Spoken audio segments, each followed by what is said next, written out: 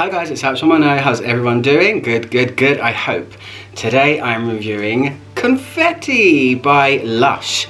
I'm doing this one now. I wanted to do it before, but I've just realised that something's happened and I should probably do it now. So let me give you the scoop. This fragrance was released exclusively first for Lush's perfume boutique in Florence. They have a shop that is solely dedicated to perfume, and they released 6 fragrances, which they then rolled out to the rest of Europe and I think other parts of the world maybe, but it was mainly the UK and some parts of Europe that I was aware of. So this one, when I woke up this morning thinking, okay, I'm going to review it today, I realised that it's disappeared from Lush's website. However, let me start the review by saying you can still get this in any flagship Lush shop in the UK or any Lush shop that has a spa in it. So I will put a list of them somewhere, here or here. Where's the bottle normally? I'm going to put a list of them here down the side. So if you live in, near, or know anyone that's going to any one of these cities, you can still get this. And it's a really good one, so that's why I want to talk about it. And it might be kind of disappearing, so let's talk about it. So what Lush did with this line is the fragrances are normally made by Mark and Simon Constantine, the owner of the company, and his son, but this time they used their in-house perfumer Emma Dick, and she made them. So they are kind of a little bit of a departure from what a normal Lush perfume smells like. You know that super strong Lush DNA that you find in a lot of Lush products? It's instantly recognizable. This one in particular, Confetti, that I have, doesn't really smell lushy, and that's kind of interesting because their signature is very strong. So let's talk about the inspiration. This inspiration is weddings. So from my part of the world, confetti is something that you throw over the bride and groom straight after they get married when they walk out of the venue. Little cut out things of bells and hearts and stuff like that, and then it's usually made out of paper. We sometimes throw rice as well, but you know what, in Italy they throw almonds at people. I mean, that's really crazy to me and kind of mean. Obviously I'm joking. Confetti in Italy, obviously these are Florence fragrances. Confetti is the sugared almonds that you get at weddings. You do get them at English weddings as well. I think they're called Jordan's almonds in America. It's a name and then almonds. To me, I haven't seen them in English weddings for a long time. I think does anyone ever really eat them? Come on, let's be honest. They look pretty, but does anyone eat them? So with Lush, they normally only give you 3 notes, 4 if you're lucky. And the 3 notes they give for this fragrance is violet leaf, rose, and sandalwood. But I smell a lot of other things as well, and that's what's fun about Lush perfumes. You have to kind of dig in and find other things yourself. So that's the 3 notes they give, but I'm going to add my own things that I smell as well.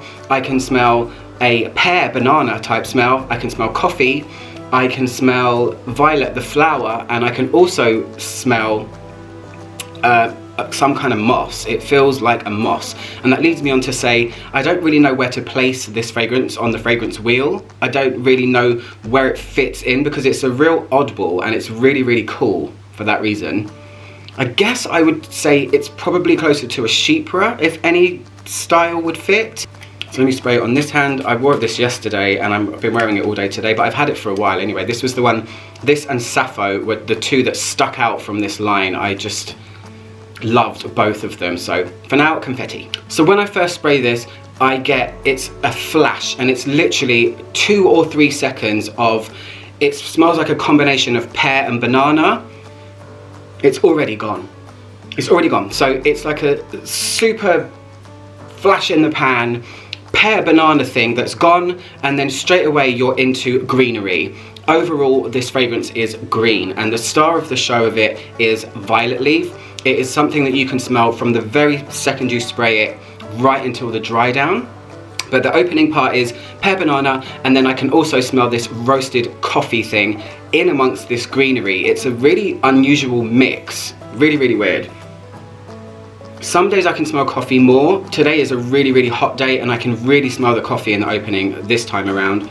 But the coffee is sitting in a wet, kind of almost rainforesty dampness from this violet leaf. It's super green, You can feel the violet flower here as well, and it's really powdery. When it's in the air, the rose is giving this super soft powderiness to it, so it's really edgy in one breath, and then it also feels very vintage at the same time. It's probably the most vintage feeling perfume that I've smelled from Lush as a company.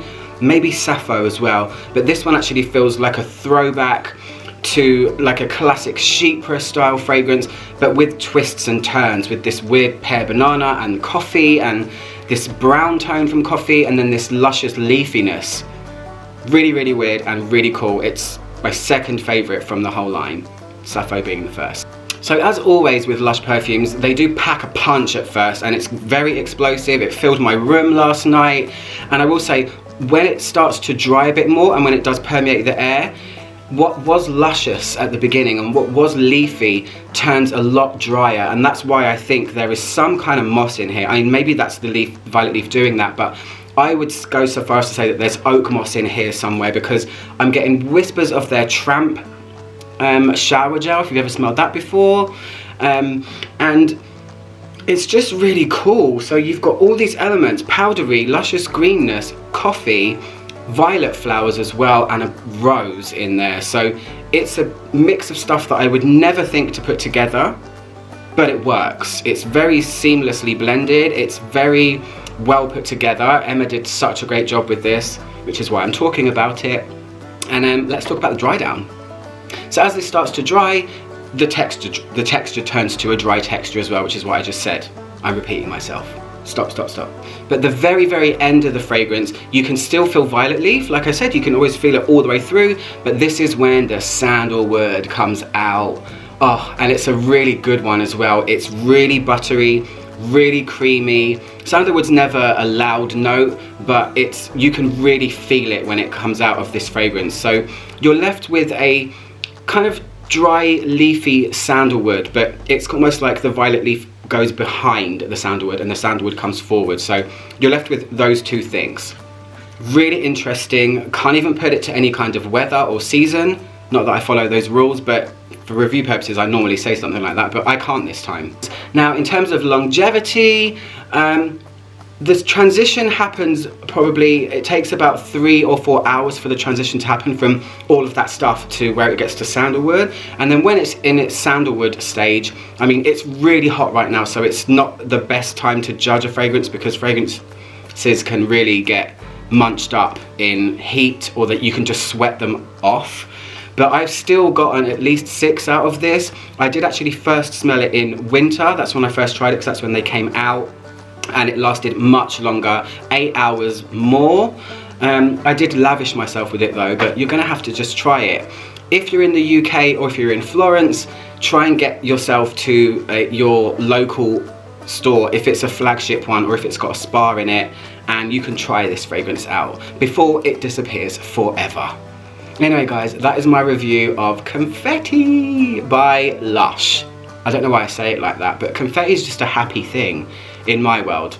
Anyway guys, I'm at Shomano, trying to make the world smell better, one video at a time. Speak to you guys soon. Goodbye.